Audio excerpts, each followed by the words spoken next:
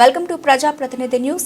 సూర్యాపేట చివెంల మండలం లక్ష్మీనాయక తండా వద్ద డిసెంబర్ 31వ తేదీ రాత్రి మూతగాదాల నేపథ్యంలో ధరావతి శేషును అతి కిరాతకంగా హత్య చేసిన కేసులో నిందితులను అరెస్ట్ చేసి రిమాండ్కు తరలించినట్లు డీఎస్పీ జి రవి తెలిపారు. చివెంల పోలీస్ స్టేషన్లో గురువారం ఏర్పాటు చేసిన విలేకరుల సమావేశంలో ఆయన వివరాలు వెల్లడించారు.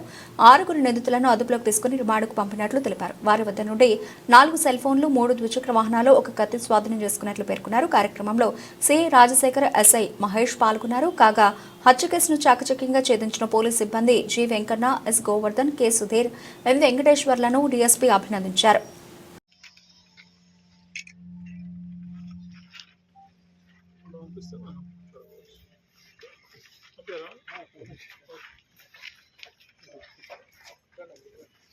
లక్ష్మీనాయక్ తండలో ఈ నెల 31 తారీఖు అర్ధరాత్రి దాటిన తర్వాత మర్డర్ జరిగింది. శేషి అనే వ్యక్తిని మర్డర్ చేయడం జరిగింది. దాంట్లో అలా భార్య లలిత కంప్లైంట్ ఫస్ట్ రోజు చేయడం జరిగింది. ఇన్వెస్టిగేషన్లో భాగంగా ఈరోజు ఒక 6 మెంబర్స్ను అరెస్ట్ చేయడం జరిగింది. ధరావత్ దీపక్, ధరావత్ వెంకన్న, ధరావత్ సుజాత, ధరావత్ రాజేష్, ధరావత్ సురేష్, జర్పుల ప్రవీణ్, మొత్తం 6 మెంబర్స్ను అరెస్ట్ చేయడం జరిగింది.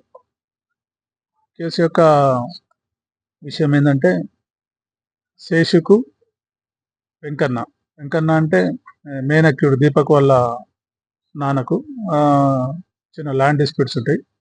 దీనిలో భాగంగా 2017లో గొడవలు అవుతాయి. అందులో అప్పుడు ఇరుపక్షాల పైన కేసులు జరుగుతాయి.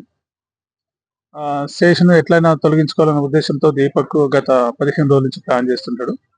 ప్లాన్లో భాగంగా అతని ఫ్రెండ్స్ 3 సురేష్, రాజేష్ మరియు ప్రవీణ్ కలుపుకొని మన లక్ష్మీనాయక్ తండా దగ్గర తాగుతూ ఉంటాడు 31st నైట్. ఆ రోజే దీపక్ ఆన్ ది వేలు వెళ్తుంటాడు. శేషు వెళ్తుంటాడు.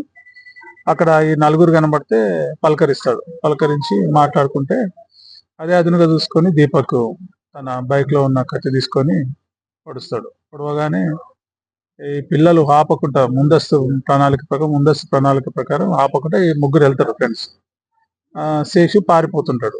అతను వెంబడించి వాళ్ళ ఫాదర్ను వెంకన్నకు కాల్ చేసి ఫాదర్ను ప్లస్ మదర్ సుజాతను పిలిపించుకొని ఒక గుడిసెలో, అంటే అదే తండలో గుడిసెలో దాచుకుంటే పొడిచి చంపుతారు. అదేవిధంగా టెస్టికల్స్ కూడా ప్రెస్ చేస్తారు. అక్కడికక్కడ జరిపోగానే వెళ్ళిపోతారు. ఈ రోజు వాళ్ళని లక్ష్మీనాయక్ తండలో ఈ 6 అరెస్ట్ చేయడం జరిగింది. ఇందులో ఏఆర్ కానిస్టేబుల్ ఏఆర్ఎస్ఐ శ్రీనన్ ఉన్నాడు. అతను సిటీ హెడ్ క్వార్టర్లో పనిచేస్తుండు.